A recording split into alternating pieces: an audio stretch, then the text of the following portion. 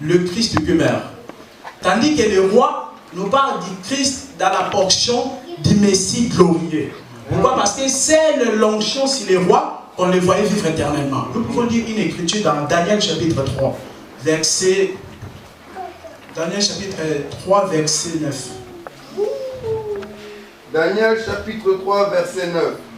Amen. Ils prirent la parole et dirent au roi, Oui.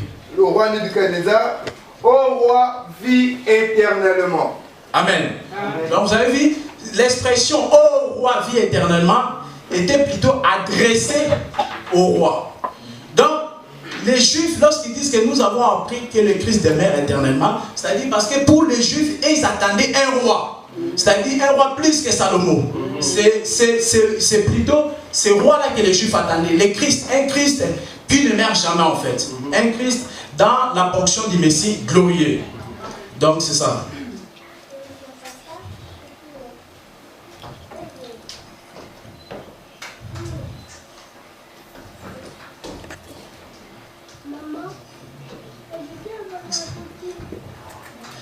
Retenez aussi, lors de la première venue de Jésus sur la terre, donc il nous a présenté ces deux portions-là, c'est-à-dire les sacrificateurs et les prophètes. Un Christ dans la portion du Messie souffrant, c'est-à-dire un Christ qui meurt.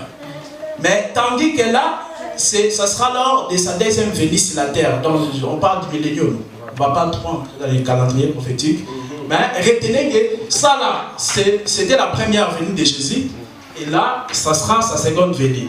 Donc les Juifs, ils attendaient un Christ glorieux dans la position du roi. Mais le Seigneur leur a présenté seulement ça en fait. C'est-à-dire comme étant sacrificateur et les prophètes. Donc comprenez bien cela. Donc, nous allons lire avant de conclure, nous allons lire une autre écriture dans Deutéronome chapitre 33.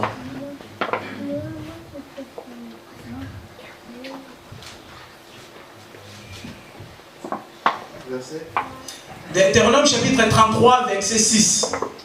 Deutéronome 33, verset 6. Amen. Que Ruben vive et qu'il ne meure point. Amen. On peut s'arrêter là. Donc, là, l'écriture nous dit, le prophète Moïse prophétisa sur Ruben et dit que Ruben vive et qu'il ne meurt pas. Donc, cette écriture, nous pouvons les voir dans deux sens. Premièrement, dans la portion de Jésus ressuscité. Parce que pour l'église, Ruben vit et ne meurt pas. J'ai dit que pour l'église, Ruben vit et ne meurt pas. Donc, ça, c'est la première portion, en fait.